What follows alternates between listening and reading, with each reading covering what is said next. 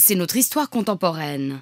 On pense la connaître, mais le plus souvent, on passe à côté, en voyage, ou en croisant l'une de ces manifestations qui font de la place des nations une place des peuples.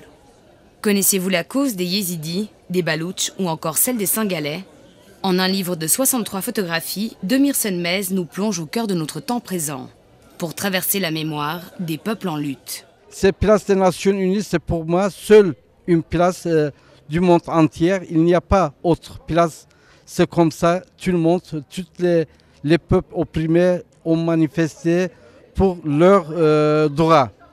C'est par exemple comme peuple palestinien, comme peuple tamil, les Kurdes, les Syriens. Je crois que je fais un bon travail, c'est une bonne mémoire laissée pour futures générations. Édité par Slatkin et verni dans le café du même nom mercredi 17 mai, son ouvrage a fait foule. Il y avait une place des nations avec une chaise, maintenant il y a une exposition. Et puis pour immortaliser cette exposition, maintenant il y a un livre. Demir, à ma connaissance, n'a pas fait des photos pour faire un livre. Il a fait des photos qui ensuite ont été exposées. Et ces photos se sont d'elles-mêmes ont appelé à laisser une trace et à faire un livre. C'est vrai que ce n'est pas seulement le livre, c'est vraiment ce témoignage au cours des années. C'est vraiment tout ce qui se passe sur la place des Nations, ou presque, de nombreuses manifestations et qui font vraiment l'histoire de Genève. Moi, je suis très attaché à ça. On a tous des photos sur nos téléphones, des manifestations où on a participé. Mais là, on a vraiment une sorte d'histoire en continu. Quand on fait de la politique à Genève, forcément, il y a beaucoup d'occasions de croiser Demir. On l'a vu dans beaucoup d'endroits.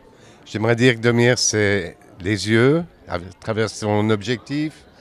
Et c'est pas seulement des yeux, c'est un cœur.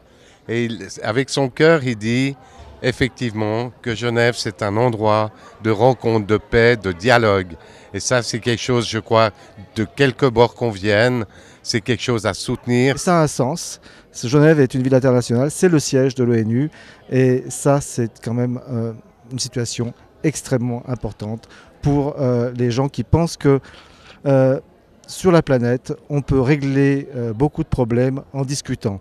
Et l'ONU à Genève, c'est aussi un endroit où on fait ça. On essaie de discuter des problèmes pour que ça ne finisse pas toujours en guerre. Le travail qu'il fait est fondamental, non seulement pour la Genève internationale, parce que Genève internationale dans le monde, ça veut dire droits de l'homme, entre autres, mais pas seulement.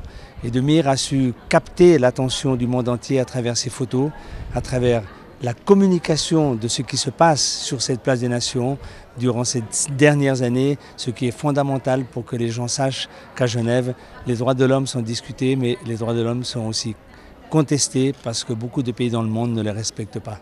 Printemps 2016, alors que son travail était exposé place des Nations, la Turquie avait demandé le retrait de l'un de ses clichés mettant à mal le régime d'Ankara. Mais l'exécutif genevois avait tenu bon. Je ne comprends pas la réaction de la Turquie et Erdogan. C'est parce que c'est ici, c'est un pays démocratique, c'est un symbole de la démocratie du monde entier. La ville de Genève et son conseil administratif respectaient l'esprit de la ville de Genève. C'est une capitale droit de l'homme. La polémique n'a fait qu'affirmer la nécessité de son travail.